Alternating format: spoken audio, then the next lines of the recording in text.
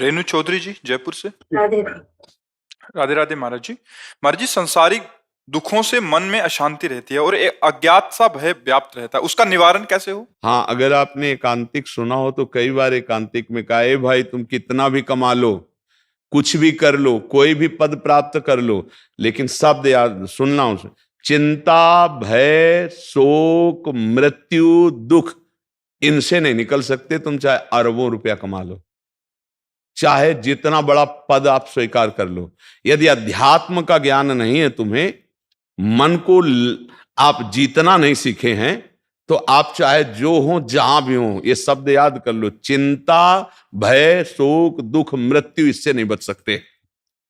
अब भय कल्पनात्मक भय, यहां सब उत्तर मिल जाते हैं। एक आए थे वयोवृद्ध, तो उन्होंने कहा भगवान की कृपा से सब पुत्र हैं, धन है, संपत्ति है, कई मेडल जीते, सब क्या क्या वैसे बता रहे थे, और कह रहे थे अब एक भय सता रहा है कि मरना पड़ेगा, ये सब छूट जाएगा।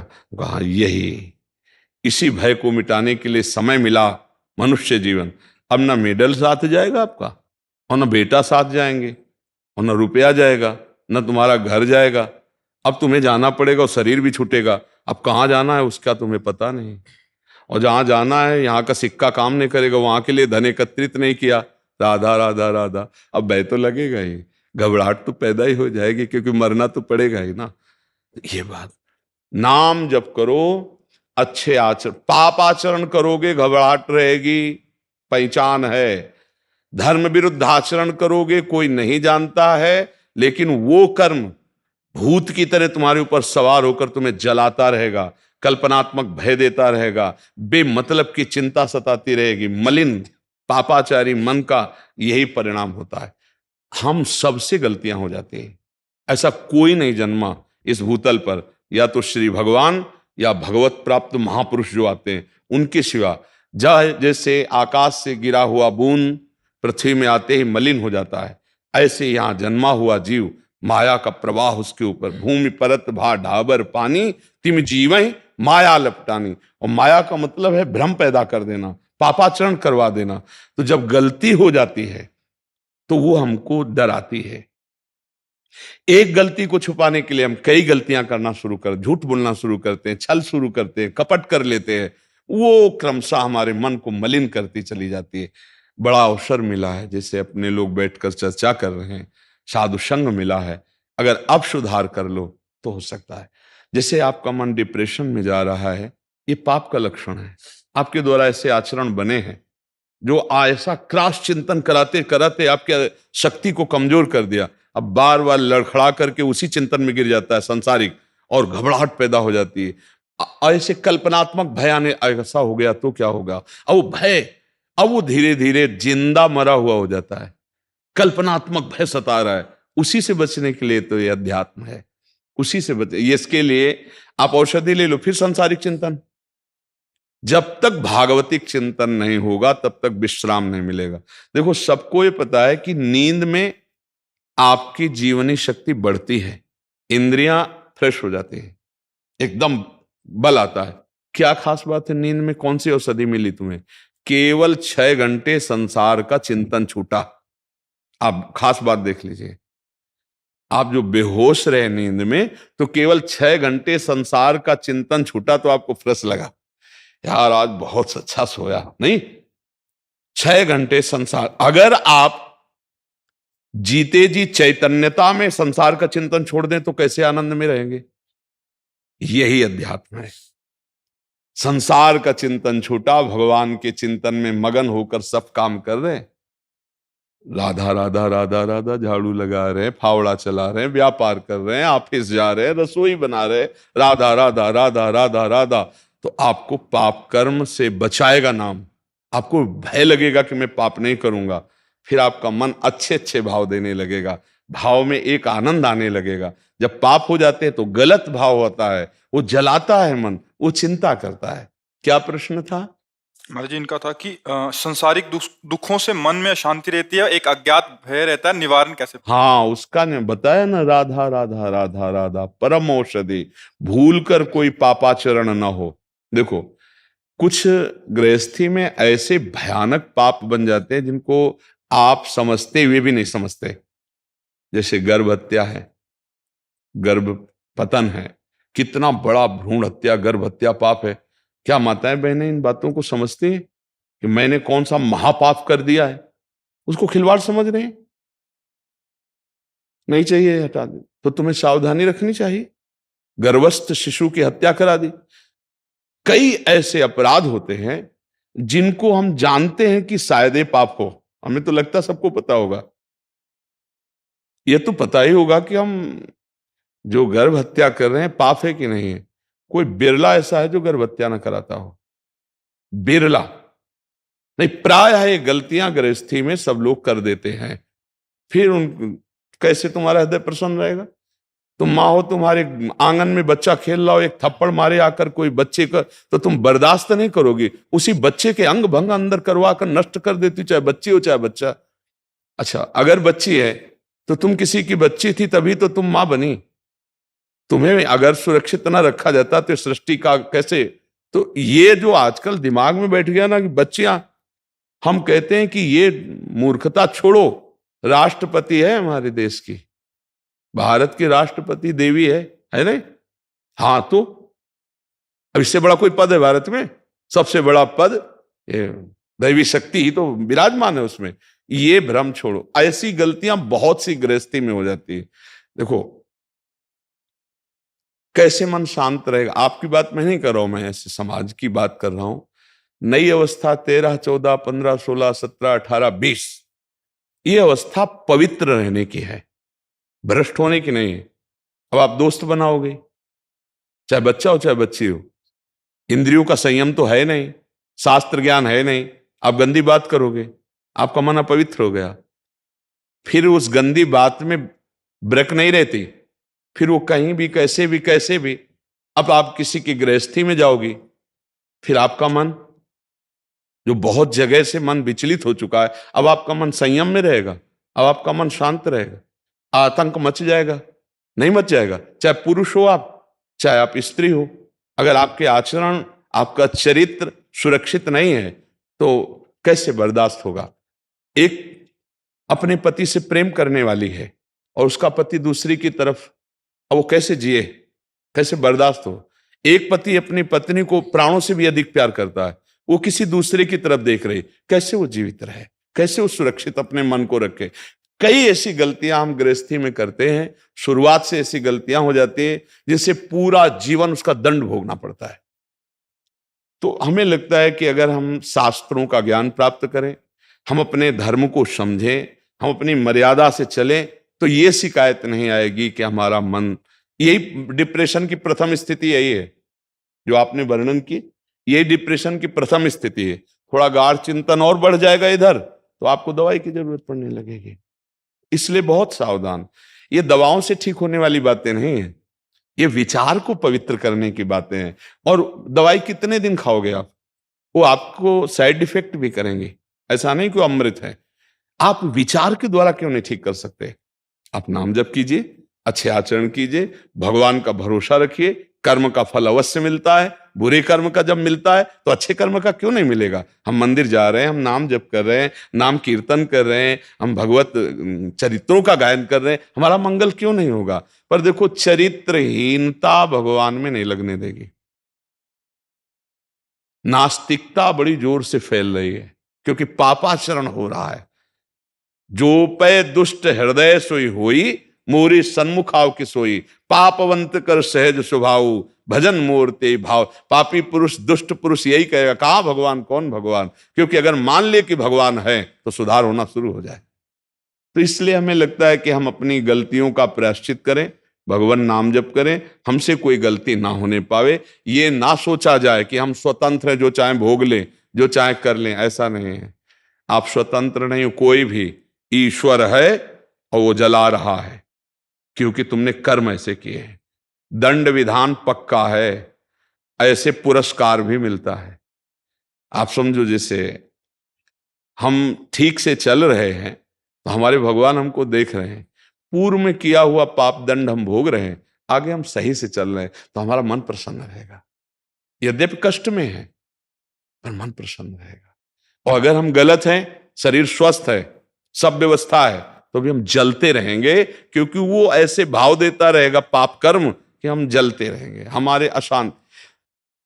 ये इसको बुद्धि को ठीक करना है, राधा राधा बोलो, सही आचरण चलो, भोजन सही करो, अभी सब जीवन ठीक हो जाएगा।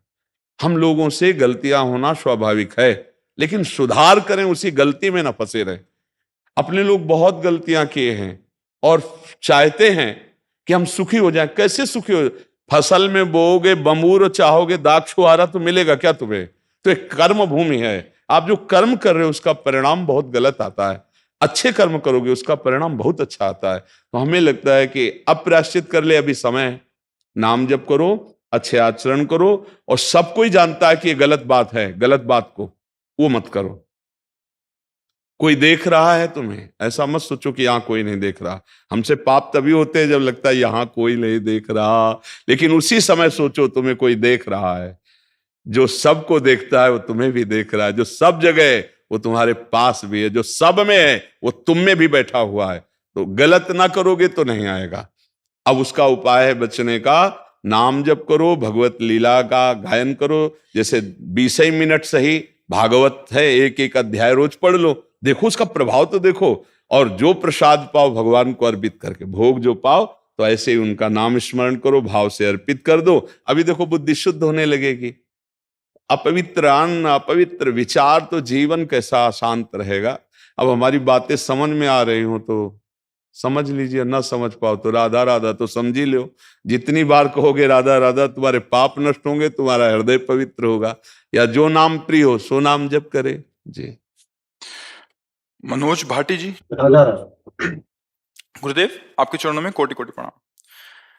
गुरुदेव, मेरा प्रश्न यह है कि मैंने कुछ समय से श्रीमद् भगवत गीता जी का स्वाध्याय करना शुरू किया है। भगवत गीता के 3रे अध्याय में कर्म योग। नाम कितना जपते हैं आप? किसका प्रश्न है? नाम जप करते हैं? हाँ, तभी समझ पाएंगे।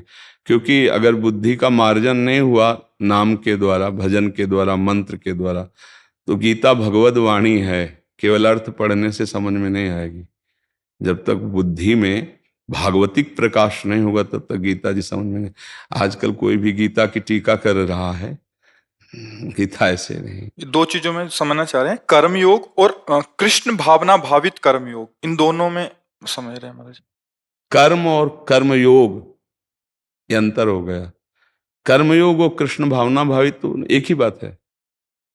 बिना कृष्ण भावना से भावित हुए कर्मयोग होता ही नहीं है, उसी को कर्मयोग कहते हैं। कर्म और कर्मयोग, इसीलिए कह रहे हैं भजन करो तब समझ में आएगा। आप हमारे यहाँ समझ रहे हो, आपके प्रश्न में जो त्रुटि है, कर्म और कर्मयोग इसमें अंतर है। श्री कृष्ण भावित कर्म और कर्मयोग में कोई अंतर नहीं है, एक ही बात है। संपूर्ण प्राणियों को भगवान का स्वरूप समझ करके निष्काम भाव से जो भी हमारे शरीर में बल है, जो सामग्री है, उसको सेवा में लगा देना। जहां अधिकार मिला है, जैसे आपके परिवार में 10 लोग हैं तो आपको 10 लोगों की सेवा का अधिकार मिला है। खूब धर्मपूर्वक धन कमा रहे हैं, परिवार को भगवत भाव से सेवा कर रहे हैं, कोई कामना नहीं कर रहे। उनका क्या कर्तव्य है? हमको इससे नाराज नहीं होना, हमको अपने कर्तव्य का पालन करना है, बिल्कुल कोई कामना नहीं। तो भगवत समर्पित, भगवत भाव से किया हुआ कर्म योग हो जाता है। कर्म संसार के लिए, योग भगवान के लिए। समझ रहे? जो परमात्मा के निमित्त किया जाता है उसे योग कहते हैं। तो कर्म संसारिक हो रहा है लेकिन उसे समर्पित भगवान को करना है, कृष्ण भावना भावित, तो कर्म योग हो गया। और केवल अपनी इंद्रियों की तृप्ति के लिए जो किया जाता है उसे कर्म कहते हैं। कर्म 2 प्रकार के होते हैं, एक शुभ कर्म होता है, एक अशुभ कर्म। शुभ कर्म होता है पुण्य कर्म, अपने सुख को लेकर होता है, ये दान करेंगे तो ये मिल जाएगा, ये करेंगे तो ये मिल जाएगा। और पाप कर्म, जिनको हम अज्ञान के कारण करते हैं कि ये भोग लें तो सुखी हो जाएंगे, इसको भोग लें तो सुखी हो जाएंगे, ऐसा। तो ये निषिद्ध कर्म, पाप कर्म तो बिल्कुल त्याज्य है। और जो शुभ कर्म है उनको भगवद अर्पित कर दे, क्योंकि शुभ कर्म भी बंधन कारक है। जैसे एक पाप कर्म है तो लोहे की जंजीर है, शुभ कर्म है तो सोने की जंजीर, पर बंधे दोनों में है, दोनों से मुक्त होना है। अगर शुभ और अशुभ कर्म होते रहे तो हम मुक्त नहीं हो पाएंगे। अवश्य में भोक्तव्यम कृतम कर्म शुभाशुभम, शुभ और अशुभ कर्म दोनों भोगने पड़ेंगे। तो हम दोनों से मुक्त कैसे हो? निषिद्ध कर्म तो करना नहीं, और जो शुभ कर्म कर रहे हैं, शास्त्र सम्मत कर्म कर रहे हैं, उनको भगवान को अर्पित कर देते हैं। वो जगत भगवत स्वरूप है। ऐसी भावना से हम, जो परिवार है, जो समुदाय है, जहां मुझे जो व्यक्ति मिलता है, तो वाणी के द्वारा, शरीर के द्वारा, मन के द्वारा हम उसे सुख पहुंचाने की चेष्टा करते हैं। ये कर्मयोग हो गया। ये भगवत प्राप्ति कराने में समर्थ है। आप समझ पाए? नरेंद्र कुमार जी हरियाणा से। श्री राधा। राधा वल्लभ श्री हरिवंश महाराज जी, आपके चरणों में कोटि कोटि प्रणाम। महाराज जी, क्या प्रारब्धवश ही संन्यास या गृहस्थ आश्रम प्राप्त होता है, या क्या भजन से? इसमें पूर्व प्रारब्ध ही होता है, क्योंकि जैसे ये जीवन था तो उस समय मुझे कोई ज्ञान तो था नहीं कि गृहस्थ धर्म क्या होता है, विरक्त धर्म क्या होता है। पूर्व प्रारब्ध ने, जो पूर्व में भजन हुआ होगा, उसी ने प्रेरित किया। जैसे हम कक्षा 4-5 में पढ़ते थे, तो स्वभाव, उस समय हमें ज्ञान तो है नहीं, स्वाभाविक 10 चालीसा का पाठ करना देव मंदिर में जा करके। जब कक्षा 8 में आए तो बार बार ये चिंतन होना, माँ का शरीर नहीं रहेगा, पिता का शरीर नहीं रहेगा, इन सब का आखिरकार मेरा प्यारा कौन है, हम किससे प्रेम करें, ये तो सब जाने वाला है। अब ये कौन विचार दे रहा था। फिर कक्षा 9 में जब थे तो गांव में भागवत हुई। जब 7 दिन भागवत सुना, बच्चे ही थे, निर्णय हो गया कि वास्तविक प्यार तो श्री भगवान से होता है। बस हाई स्कूल में फॉर्म नहीं भरा, भाग पड़े घर से। अब इसमें हम कहाँ थे, हमारा विचार या हमको कोई समझाने वाला या हमको कोई, तो विरक्त मार्ग जो मिला हमें, तो हमारे पूर्व भजन की प्रेरणा से मिला। अब प्रारब्ध ने हमको सतमार्ग में लगाया। प्रारब्ध कहते पूर्व के किए हुए कर्म।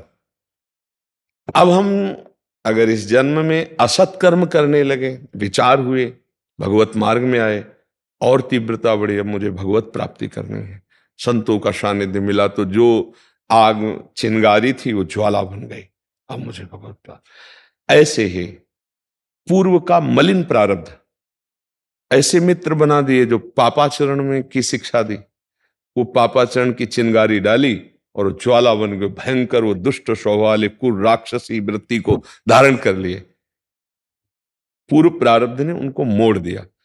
अब कृपावशात यदि उनको साधु संग मिल गया, उनको लगा मेरे से बहुत गलती हो गई, और सब छोड़ करके सतमार्ग में चले, वो महात्मा बन गए। महात्मा मार्ग में चले, पूर्व पुण्य प्रारब्ध, कुसंग मिल गया, भ्रष्ट हो गए, पतित हो गए। दोनों बातें देखनी है। पूर्व का शुभ और अशुभ प्रारब्ध एक बार तुम्हें खड़ा करेगा, गंदी जगह में या अच्छी जगह में। अब इसके आगे की यात्रा जो है, अब आप निश्चय करो, पशु नहीं हो कि जो प्रारब्ध में लिखा वही भोगना है। अब आप आगे भजन करके प्रारब्ध को मिटा सकते हैं, या नवीन गंदा या अच्छा प्रारब्ध की रचना करते हैं। ये दोनों बातें मनुष्य जीवन में है। आपको जैसे गृहस्थी में मिला, अब यहां नवीन प्रारब्ध की रचना करो कि पूरे परिवार को भगवत स्वरूप मानकर, धर्म की कमाई के द्वारा परिवार की सेवा करते हुए, नाम जप करते हुए, अंदर से भावना, नाथ सकल संपदा तुम्हारी, मैं सेवक समेत सुतनारी, हर कर्म भगवान को समर्पित। अभी देखो प्रारब्ध बदलने लगेगा। अभी मंगल भवन भगवान की कृपा से सुख, अंदर आंतरिक सुख की वृद्धि होने लगेगी। बाहर के दुख की तो कोई परवाह नहीं है। बाहर का दुख कितना भी आवे, अगर अंदर हृदय आनंदित है तो कोई फर्क नहीं पड़ता।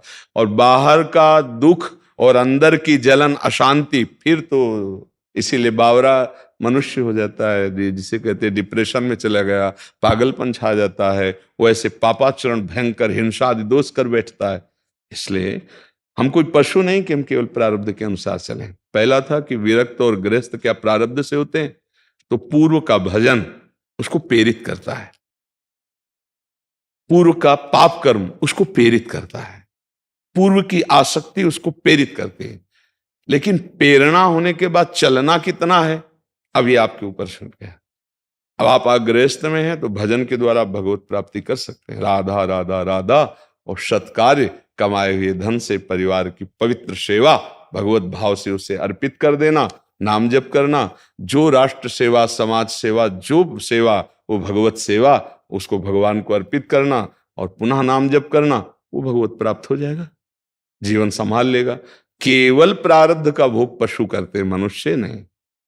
मनुष्य अपने भजन बल से, तप बल से प्रारब्ध को बदलता है, तभी तो भगवत प्राप्ति। हमारे भाग्य में थोड़ी लिखा था कि भगवान मिल जाएंगे, हमारे भाग्य में थोड़ी लिखा था कि हम वृंदावन आकर के ऐसे जीवन व्यतीत करेंगे।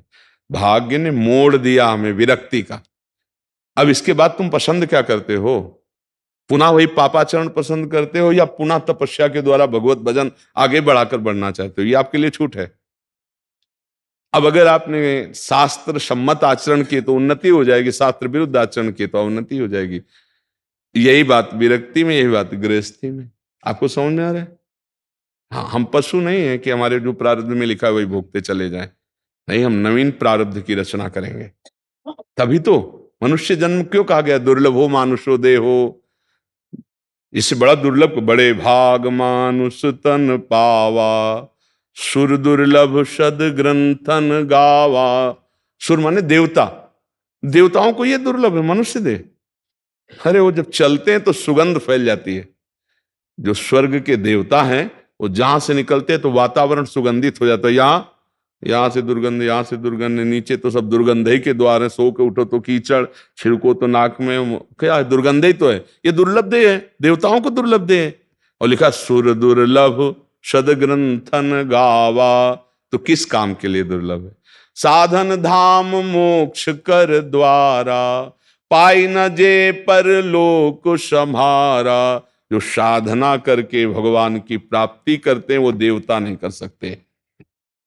एक बात खास है, साधना के द्वारा अपनी उन्नति करना, अपनी इंद्रियों को पापाचरण से बचाकर अच्छे मार्ग में लगाने के लिए मनुष्य देह मिला है।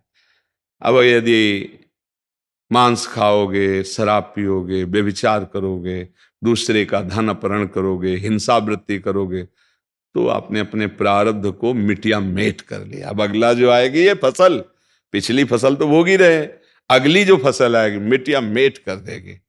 और आपने अपनी इंद्रियों को संभाला, नाम जप किया, दूसरों को वाणी से, शरीर से, संकल्प से सुख पहुंचाया, सब में श्री भगवान है, मंगल हो गया, जीवन कृतकृत्य हो गया। ये बात समझना है। हमारा मनुष्य जीवन बड़ा दुर्लभ है। कल एक प्रश्नकर्ता से यही बात, वो कह रहे थे कि सबसे बड़ा पछतावा क्या है? प्रश्न किया था, यही पछतावा है, पूरा जीवन निकल गया और कमाई एक पैसा की नहीं कर पाए। देखो, इस देश का नियम है, इसका नाम मृत्यु लोक है, अलग अलग होता है। इस देश का एक भी पैसा, एक भी सामग्री, एक भी रिश्ता, यहां तक कि शरीर भी यहीं छुड़वा लिया जाता है, छूट जाता है ना। अब संग जाता है जो पाप कर्म करते हो या जो पुण्य कर्म करते हो या जो नाम जप करते हो।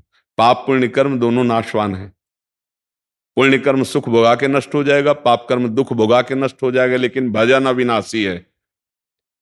इसलिए कबीरदास जी कह रहे, कबीरा सब जग निर्धना, धनवंता नहीं कोई, धनवंता सोई जानिए जाके राम नाम धन। यदि आपने नाम जप कर लिया तो आपको पछतावा नहीं रहेगा, अगर नाम जप नहीं किया तो पछतावा रहेगा। पुण्य कर्म तुम्हें बचा नहीं पाएंगे, नाम जप बचाएगा, भगवान नाम जप कर।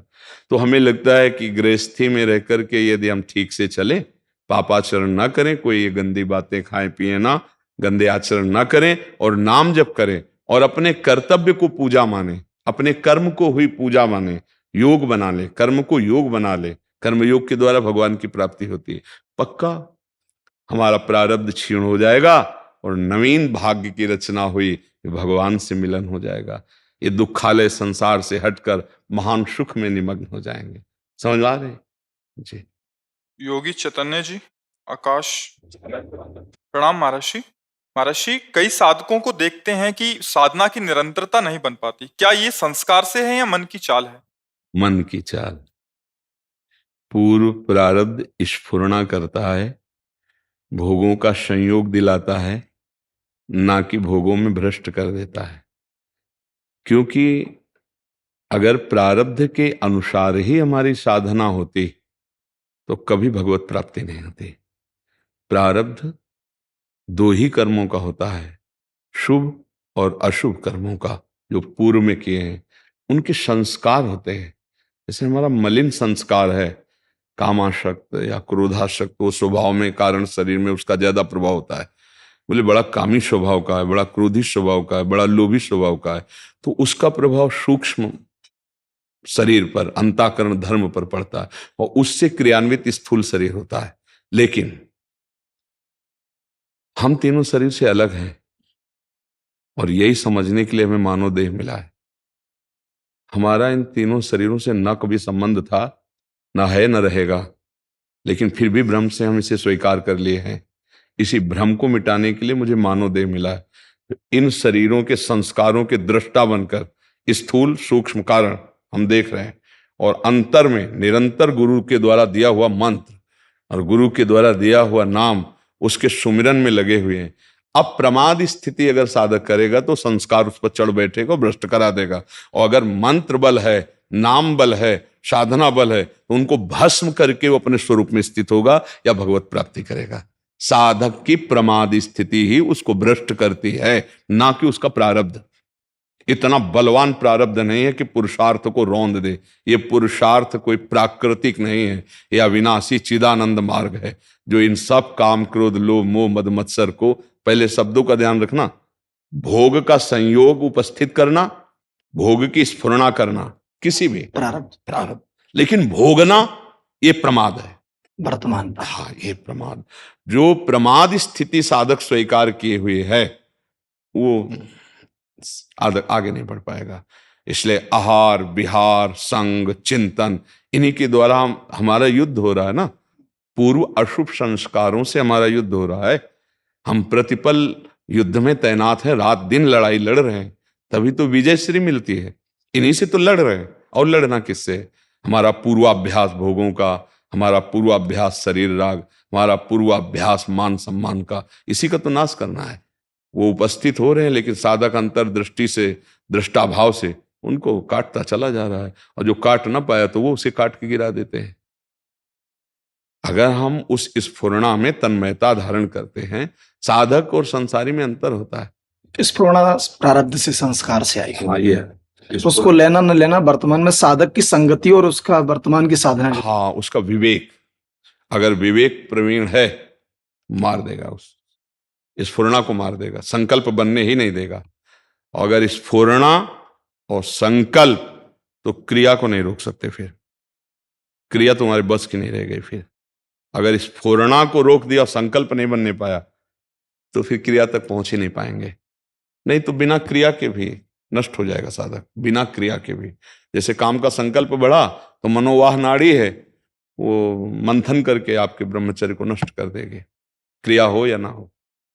ये सूक्ष्म विषय है। अखंडता में जैसे साधना की देखा गया, प्रारंभ तो हम बहुत सारे साधक कर लेते हैं, लेकिन अखंडता बनाए रखना बहुत कठिन होता है। इसमें ये बात है कि साधना प्रारंभ का लक्ष्य क्या है? हाँ, भगवत प्राप्ति। वो आप नहीं जानते हैं ना, आप अपने हृदय की बात जानते हैं लोगों की। हाँ हाँ, कहते हो जबान से कि भगवत प्राप्ति। एक बात कह रहा हूं, मतलब आपकी बात नहीं कह रहा हूं। जैसे हम लोग कहते हैं भगवत प्राप्ति, लेकिन हमारा लक्ष्य क्या है? अगर भगवत प्राप्ति है तो तुम राजी कैसे हो गए रुपए में? तुम राजी कैसे हो गए भोग में? भगवान से बढ़कर भोग को समझ लिया। एक तरफ श्री भगवान बैठे हैं और एक तरफ भोग सामग्री है त्रिभुवन की। आप किसी भी वस्तु व्यक्ति स्थान के प्रभाव से भगवान का विस्मरण कर दिए तो बड़ा कौन हुआ? वो वस्तु व्यक्ति स्थान हुआ ना। तो आप भगवत प्राप्ति के लिए आप चले कहां थे? आप तो भगवत प्राप्ति का लक्ष्य जब हो जाएगा तो किसी की ताकत नहीं है कि वो भगवान से उसको विलक कर सके। त्रिभुवन की राज्य लक्ष्मी देने पर भी जो आधे पल के लिए भगवान का विस्मरण नहीं करता, वो भगवत प्राप्ति के लक्ष्य का साधक है। आप विचार करके देखिए। अच्छा, फिर वही संकल्प अखंडता लाएगा। देखो महाराज जी, इसमें सबसे बड़ी बात होती है आग क्या है आपके अंदर, लगन क्या है। हाँ, वो फिर बर्दाश्त नहीं होता। जैसे हृदय में सारी स्फुरणाएं होती है, ऐसा नहीं होता कि काम स्फुरणा नहीं, क्रोध स्फुरणा, सब होती है। रोना पड़ता है जब साधक विवश होता है, तो रोता है गुरुजनों के चरणों में कि अब बस नहीं रह गए, बहुत जला रहा है मन, नहीं तो सह जाओ। यम ही न विथिन्त्येते पुरुषम पुरुषर्षभ सम दुखा सुखाधीनम सोमृतत्वाय कल्पते, वो अमृत पद का अधिकारी हो गया जो आई हुई व्यथाओं को। स्फुरणा कोई साधारण थोड़ी होती है। जब काम की स्फुरणा, क्रोध की, ये जो वेग आते हैं, इनको तो कोई महात्मा ही सह सकता है, नहीं तो 1 मिनट के अंदर तन्मयता प्रदान करते हैं। जो तन्मय नहीं हो पाया स्फुरणा में, वो संकल्प नहीं बनने पाएगा, ध्यान रखना। जहां अपनी मांग मान ली, जैसे मन कह रहा है, वो नेत्रेंद्री के साथ हुआ तो वो रूप देखना चाहता है। अब उस समय आप विवेकवान हैं, आप समझ रहे हैं कि मन नेत्रेंद्री के साथ होकर रूप देखना चाहता है, मेरा विषय नहीं है, तो आप लड़ सकते हैं, आप उसे अनुमति नहीं देंगे। और जब ये हुआ कि मैं रूप देखना चाहता हूं, मन खत्म, तन्मय कर लिया, अब आप फंस गए। मैं किसी भी इंद्री के साथ जुड़ा अंतःकरण धर्म का, वो आपको मारेगा। मैं भोगना चाहता हूं, मैं चखना चाहता हूं, मैं सूंघना चाहता हूं, शब्द स्पर्श रूप रसगंध, 5 मना खष्टानि इंद्रियाणि प्रकृति स्थानि करसति। लेकिन आप सच्चिदानंद वपु भगवान के अंश हैं, भक्ति ज्ञान, आप आत्मस्वरूप हैं। 2 में 1 स्वीकार कर लो। आप इनके दृष्टा हैं, साक्षी हैं, भोक्ता नहीं हैं। भोक्ता वो हैं, आप भोक्ता नहीं। कर्ता वो हैं, आप कर्ता नहीं। कर्ता और भोक्ता भाव जब तक रहता है तो विमूढ़ता बनी रहती है, मूढ़ता छाई रहती है। अहंकार विमूढ़ आत्मा कर्ता हमिति मन्यते। आज मेरा मन कह रहा है ये खाऊंगा, रसेंद्री और मन मिल गया, तो आप कैसे मिल गए?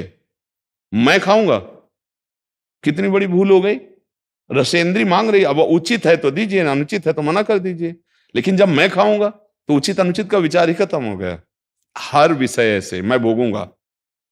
तो जनेन्द्री और मन मिल गया, जनेन्द्री मन मिल गया, त्वगेंद्री स्पर्श सुख की आकांक्षा कर रही, क्या मैं स्पर्श सुख का भोगता हूं? नहीं। अब बचा जा से पर ये ज्ञान बघारना सरल है, समझ। उस समय ये ज्ञान उस समय स्थिति रहला, यही गुरु कृपा, यही भगवत कृपा, यही अभ्यास। ऐसा नहीं कि अभ्यास में अभ्यास योग युक्तेन चेतसा नान्यगामिना, श्री भगवान कह रहे हैं ऐसा अभ्यास किया जाए, वो अभ्यास से अपर लक्ष्य दृढ़ हो जाए, हमारा लक्ष्य हो जाए भगवत प्राप्ति। हम लोग कहते हैं भगवत प्राप्ति का लक्ष्य भाव, लेकिन हृदय में होता नहीं, महत्व किसी और का चला जाता। हाँ, महत्व यदि भगवत प्राप्ति को, तो बर्दाश्त ही नहीं होगा, कोई सुख सुविधा बर्दाश्त नहीं होगी, चिड़ मचेगी, चिड़ मचेगी। मतलब एक साधक का स्वभाव एक जिद्दी स्वभाव होता है, एक वीर स्वभाव होता है, एक बहादुर स्वभाव होता है। वो लड़ना पसंद करता है, वो कायरता से परास्त होना पसंद नहीं करता।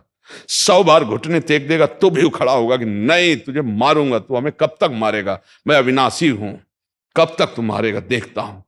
नहीं, इस बार फंसा लिया, अब नहीं फंसा पाएगा, फिर चूक हो गई, अच्छा तो फिर कहां से चूक हुई, वो हर बात को देखता है। हमें लग रहा आज तक कि अगर गुरुजनों की वाणी के अनुसार चला जाए तो कभी फंसा हो ही नहीं सकता, शास्त्र सम्मत वर्ताव हो तो कभी फंसा हो ही नहीं सकता। हम जब शास्त्र सम्मत वर्ताव से चूक जाते हैं, वहीं हम मारे जाते हैं। कहीं ना कहीं संकल्प बन जाता हो। हाँ, महत्व बुद्धि, आत्मबुद्धि। हाँ, हर इंद्री के भोग का एक अपना आकर्षण है, और उसको मैं भोगता हूं ऐसा मानना, ये अज्ञान हमें भ्रष्ट करता है। बस आज मैंने बहुत सुंदर पाया, बना भोगता, तो मर अगली बार तुझे और इंद्री फंसाएगी, दूसरी फंसाएगी, तीसरी फंसा। तो साधक ये समझ ही नहीं पाता कि सच्चिदानंद सुख क्या है।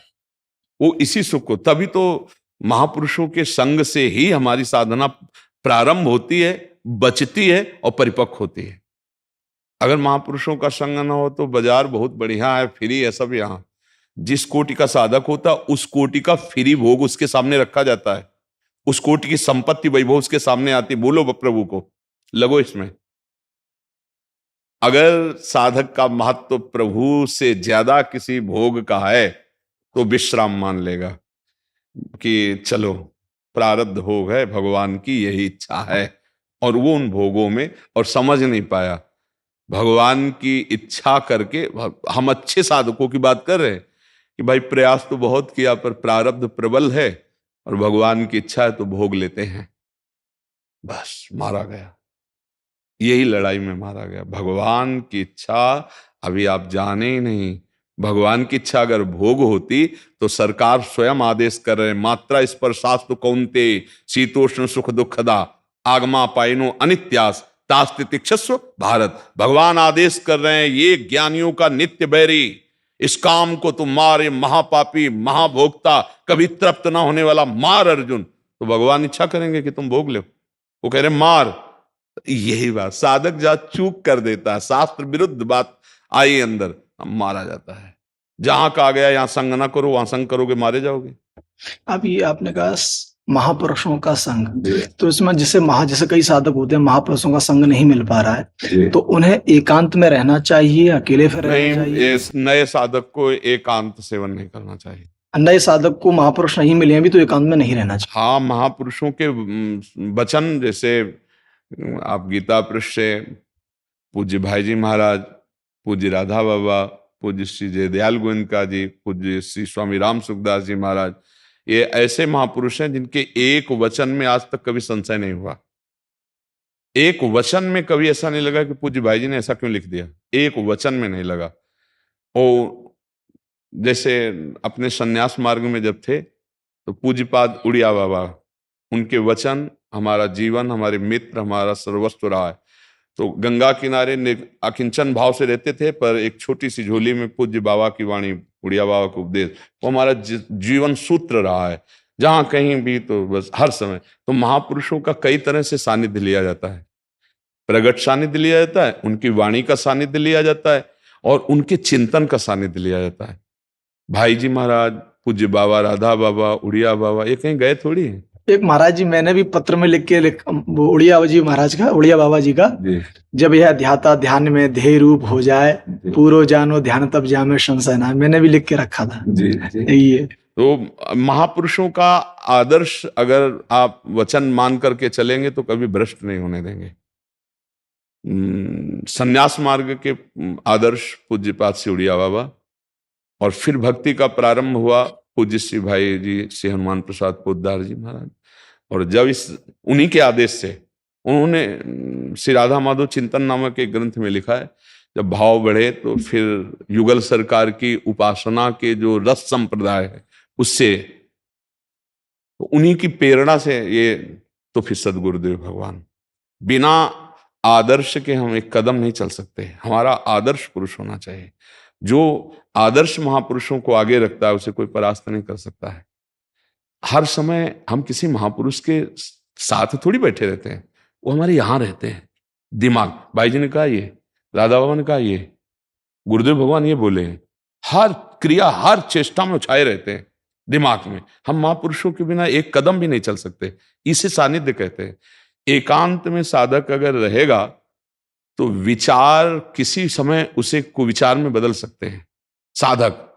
इसलिए आसपास कहीं ना कहीं साधु महात्माओं का सानिध्य होना चाहिए, क्योंकि प्रगट के सानिध्य के बिना विचार हमारे, तो बहुत अच्छा साधक है जो अपने को विचारों से पवित्र रख सके, क्योंकि विचारों में जहर है अहंकार। अहंकार, हाँ, करता भाव। हाँ, इस जहर से साधक तो मुक्त हुआ नहीं तो सिद्ध हो जाता। तो इसके लिए महापुरुषों का बहुत सानिध्य है कि उनके सामने आधा करता भाव तो ऐसी दबा रहेगा। हाँ, तो इसलिए, हाँ इसीलिए। और नहीं, उसमें एक और भय रहता है ना, कि जैसे सिटी स्कैन होना है तो पता चल जाएगा ना कि तुम्हारा कहाँ तो अब उनकी दृष्टि के सामने गए, मानो सिटी स्कैन हो रहा है, तो डर लगता है कि अगर कोई गलती चूक भी हुई तो उनकी दृष्टि में जाने पर ही, मतलब, तो हमको हर समय सावधान रहना कि कोई चूक ना हो। और जब हम उनके पास पहुंचते हैं प्रगट में, धूल धूसरित हो जाता है सारा साधन का बल। क्या इनकी साधना के आगे हमारी क्या है, तो प्रेरणा भी मिलती है बहुत। हाँ, तो वहां जाते तिनकी संगति रहत जाति कुल मद सब नंसई, उनकी संगति मात्र से सारे अहंकार की धज्जियां उड़ जाती हैं, उनका प्रभाव ऐसा होता है। तो जो हम विचारों से बचना चाहते हैं, अपने पक्ष को बचा सकते हैं, उसी में जहर भरा हुआ है।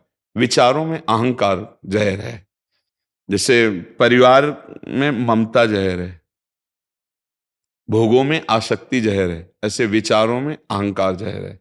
अगर ये जहर हट जाए तो विचार हमें बचा सकता है, लेकिन अहंकार है, कर्तृत्व अभिमान है, मैं ऐसा साधक, मैं ऐसा, बहुत बुरी तरह गिरता है साधक, बहुत बुरी तरह गिरता है। क्यों? क्योंकि वो अपने में गुण का आरोप करके दूसरों में दोष देखने लगता है। ये साधक ये तो ऐसे बहुत बुरी तरह गिरता है। भगवान बचाएं परदोष दर्शन से। पर दोष दर्शन और कथन चौपट कर देता साधना को। और ये विचार में अहम होने के कारण अब किसी को खीर पाते देख के कहे रसेंद्री का केवल दुलार कर रहा है, ए द्रव्य लेकर के क्या कर, मतलब अब ये जो शुरू हुआ विचारों में अहंकार, ये विष मार देगा उसे। इसमें मैं आ गया। हाँ। एक महाराज जी हमारा स्वयं का अनुभव है। पहले तो कई वर्ष हो गए अभी तो जब मैं था तब हरि नहीं लगता था, पहले समझ में आ गया लेकिन आया नहीं था। अब जाके थोड़ा थोड़ा समझ में आया है कि मरे बिना मुक्ति नहीं मिलेगी। हाँ, कई बार कहा है जीवित मरिए भवजल तरिए, मरना पड़ेगा। इसमें जो मरने का मतलब है उसका तात्पर्य इच्छा रहित हो जाता है। हाँ, कोई इच्छा हमारे मन में न रह जाए। और ये तभी होती है निज सुख बिन मन होए कि थीरा। जब तक भगवदानंद स्फुरित नहीं होगा तो मन को आप समझा के नहीं रोक पाएंगे। तो इसीलिए राधा राधा राधा, हम अपनी बात कहते हैं, हमारा राधा राधा राधा राधा राधा राधा, राधा नाम सुधार समरसे तुम जिह्वास्त में विह्वला।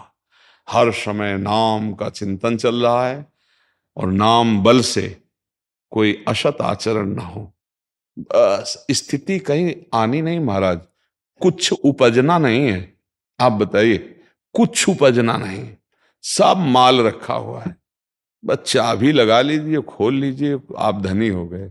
वही चाबी गुरु जी देते हैं, गुरु वही चाबी देते हैं। अगर गुरु मंत्र गुरु नाम आप सच्ची मानो ना, चाहे जितना पढ़ा लिखा ज्ञान हो, माया के आक्रमण के आगे उसका प्रयोग नहीं होता। दूसरों को सुनाने का होता है, लेकिन जब आक्रमण होता है भोग सानिध्य, तब उस ज्ञान का प्रयोग नहीं होता। समझ रहे?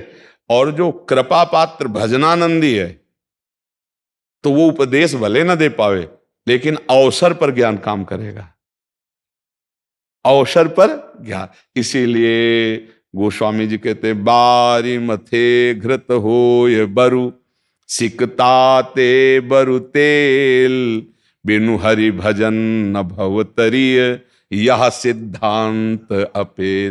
भजन राधा राधा राधा, कृष्ण कृष्ण कृष्ण राम, जो भी नाम भगवत प्रिय, खूब नाम जप करे, चाहे जिस मार्ग का पथिक हो। जैसे मनु संन्यास है, प्रणव ओंकार में वृत्ति कर ले, तो ओम भी तो भगवान का ही स्वरूप है, भगवान का ही स्वरूप है प्रणव। भगवान के निराकार साकार सब स्वरूप हैं। अगर निराकार उपासना में तो प्रणव जैसे, जब तो प्रणव में तन्मयता हो जाए तो प्रणव त्रिगुणातीत है। तो त्रिगुणातीत ये तीनों शरीरों से ऊपर आपको उठाने की शक्ति दे देगा। अब तभी आप त्रिगुणातीत हैं, पर छूटत कठिनाई प्रणव। जैसे प्रेम, तो प्रेम मूल यह नाम है, प्रेमी रसिक जपत यह नाम, प्रेम मगन निज बन विश्राम, हर समय प्रेम, राधा राधा राधा राधा। अब जैसे प्रणव है, जपो तो निर्विकारता और कठोरता हृदय में आएगी, और राधा राधा राधा तो निर्विकारता और सरसता हृदय में आएगी। अंतर होता है, हर नाम का अपना प्रभाव होता है।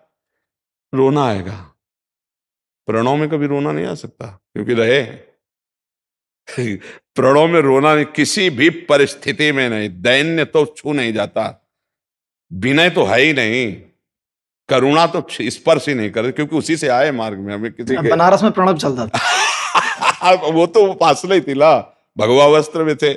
नैष्ठिक ब्रह्मचर्य के बाद महावाक्य के बाद सन्यास, तो कहीं सवाल ही नहीं था। हमारे जीवन का परिवर्तन काशी से रास से हुआ है। रास पूज्य भाई जी से हनुमान प्रसाद पोद्दार जी का उत्सव था, तो वहाँ अंध विश्वविद्यालय है काशी में, वाराणसी में, तो वहाँ 1 महीने श्री राम शर्मा जी ने चैतन्य लीला और रास लीला की थी। पधार गए श्री राम शर्मा, तो उस समय तुलसी घाट में बैठे हुए थे, पद्मासन लगाए हुए। तो एक संत भगवान आए, बोले चलो रास हो रही है।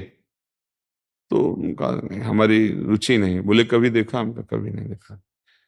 बोले चलिए, हमका हमारी रुचि नहीं है, आप क्यों हमें परेशान करते हैं, तो एक बार देख लीजिए। तो हमें लगा जैसे गांव में रामलीला होती है, ऐसे रासलीला कोई होती होगी, हमें मतलब परिचय नहीं था।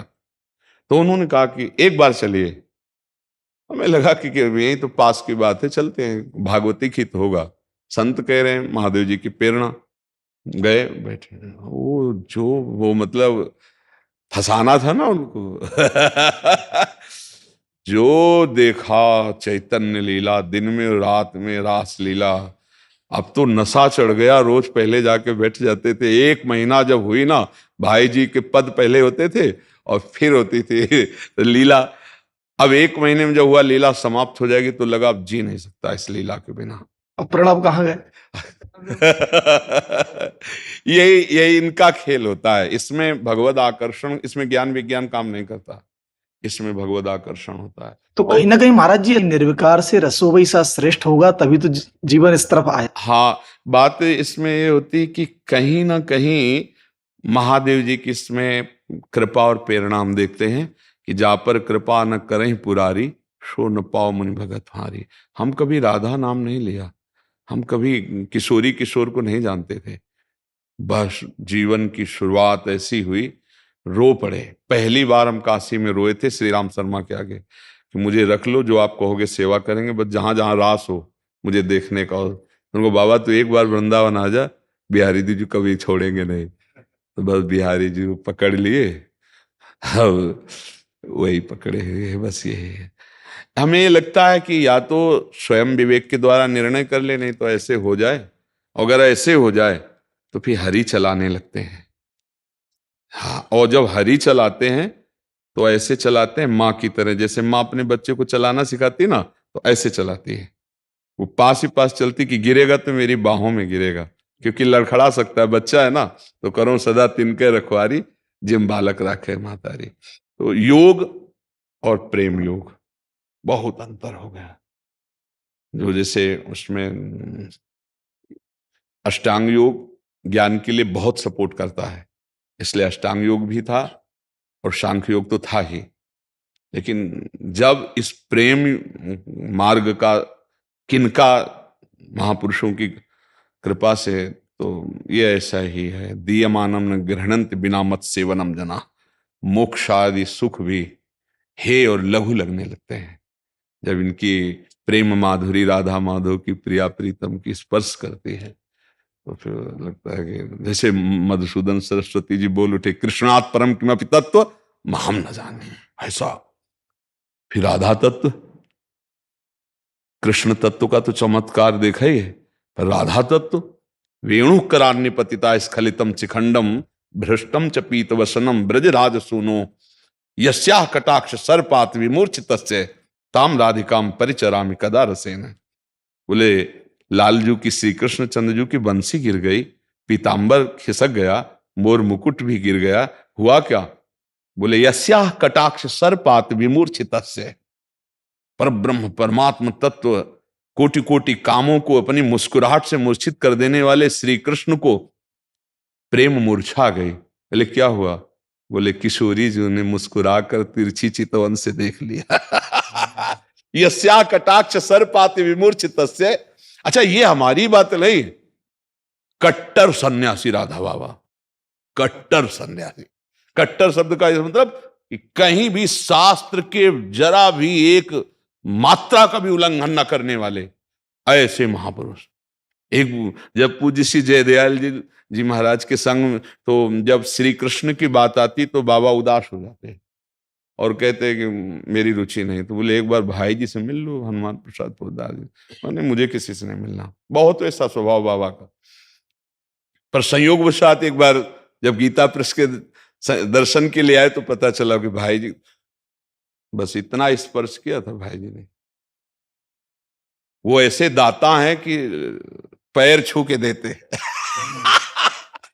ऐसे दाता ले दिखाई दिए, पैर छुआ के देने वाले तो दिखाई दिए, लेकिन पैर छू के देने वाले नहीं। पैर छू के चरण स्पर्श के राधा बाबा के, क्योंकि आश्रम वेश से, गृहस्थ वेश में हो, संन्यास वेश में, आखिरी जीवन बाबा का राधा ही राधा राधा राधा राधा राधा। ये है कुछ। कभी कभी ऐसे दिग्गजों को जो, तो उनको अपने रस में निमग्न कर देते हैं प्रभु। इसमें किसी का ज्ञान बल काम नहीं करता। यहां जैसे बाबा को बोध संपन्न महापुरुष है राधा बाबा, लेकिन ज्ञान काम नहीं किया, जबरदस्ती बलात् श्री कृष्ण की रूप माधुरी, बलात् भाव का प्रवेश, ये महापुरुषों के संग। सौरभ चौहान जी भोपाल से। राधा वल्लभ श्रीवंश। राधा वल्लभ श्री हरिवंश महाराज जी, दंडवत प्रणाम। महाराज जी, आपकी कृपा से कर्तव्यों को देखते हुए माता पिता की आज्ञा से प्रवृत्ति मार्ग से भगवत प्राप्ति के लिए आगे बढ़ रहा हूँ। महाराज जी, खुद को मिटाकर आपको पाना चाहता हूँ, आपको कैसे पाऊं? खुद को मिटाने की भावना आ गई तो पाने में देर नहीं लगा जाता, पर खुद को मिटाने का तात्पर्य एक यंत्र बन जाना। जैसे यंत्र में कोई संकल्प नहीं होता, जैसा यंत्री चलाता वैसा चलता है, ऐसे अब जोई काहें करें हम सोई, आयस लिए चले निज दासी, मन क्रम वचन त्रिशुद्ध सकल मत हम श्री हित हरिवंश उपासी। मन से, वचन से, कर्म से गुरुदेव की आज्ञा, शास्त्र आज्ञा में जीवन को समर्पित कर देने वाला अहम त्यागी होता है, और अहम त्यागी को भगवत साक्षात्कार बहुत जल्दी हो जाता है। समझ रहे ना? खुद को मिटाने का मतलब शरीर को कष्ट देना नहीं है। हम शरीर ही नहीं हैं, शरीर एक यात्रा के लिए गाड़ी मिली है भगवत प्राप्ति के लिए। इसको उचित भोजन, उचित वस्त्र, उत्तम आचरण और अंदर उत्तम विचार, शास्त्र का स्वाध्याय, संतों का संग, कर्तव्य का पालन, अपने आप का अहम गुरुदेव के चरणों में, इष्ट के चरणों में समर्पित हो जाता है, वो जीवन मुक्त महापुरुष हो जाता है। नाम जप करो, संतों की आज्ञा में रहो। संतों की आज्ञा जो शास्त्र सम्मत हो, वो शास्त्र सम्मत ही संत आज्ञा मानी जाती है। शास्त्र सम्मत आज्ञा का पालन करो और अपने कर्तव्य में दृढ़ रहो। और कर्तव्य करते समय सोचो, भगवान के द्वारा दी हुई बुद्धि बल से भगवान की प्रसन्नता के लिए ये कार्य कर रहा हूं। मेरे में सामर्थ्य नहीं है, मेरे श्री भगवान अंदर बैठकर करवा रहे हैं, और उस कर्म को भगवान को समर्पित कर दो, बस हो गया, आम समर्पित हो जाएगा। ठीक है? हाँ, जो इन 5 बातों को जीवन में उतार लेता है उसका अहम समर्पित हो जाता है। वेदो नित्य मधेयताम, शास्त्रों का रोज स्वाध्याय करना। संगा सत्सु विधीयताम, महापुरुषों का संग करना, संत महापुरुषों का संग करना। महावाक्यार्थस्य विचार्यताम, जो महापुरुषों ने वचन कहे उनका चिंतन करना, उनकी आज्ञा के अनुसार चलना। समझ रहे? और इसके बाद एकांते सुखमाश्यताम, एकांत में सुखासन में बैठ करके नाम मंत्र रूप जो ध्यान कर पाओ उसमें तन्मय होना। फिर लिखा है कि पवित्र अन्न के द्वारा, भिक्षान्नम औषधम क्षुद्र व्याधिस चिकित्सताम, भूख मिटाने के लिए अगर गृहस्थ में है तो धर्म के द्वारा कमाए हुए पवित्र अन्न से, अगर विरक्त में है तो भिक्षान्न के द्वारा। भिक्षा कई तरह की होती है हम अपने लोगों में, जैसे एक होती है मधुकरी भिक्षा, घर घर जा करके 5 घरों से रोटी मांग के खाना। एक होती आकाश वृत्ति, हम बैठे किसी से मांगेंगे नहीं, जो आ जाएगा उसी से हम अपना भरण पोषण करेंगे, उसी से हम अपना कार्य करेंगे, इसे आकाश वृत्ति कहते हैं। एक होती अजगर वृत्ति, लेटा हुआ है सामने मुंह के जो आ गया, संतों की अलग अलग होती वृत्ति। तो ये गृहस्थी की धर्म पूर्वक कमाई से, वो किसी का दान पुण्य भंडारा ये सब न स्वीकार करे, स्वयं मेहनत की कमाई से वो जो नमक रोटी बने वो खाए, धर्म का पालन करे, तो उसका अहम गलित हो जाएगा, भगवान को प्राप्त हो जाएगा। नाम जप करे, साधु संग करे, ऐसा करे।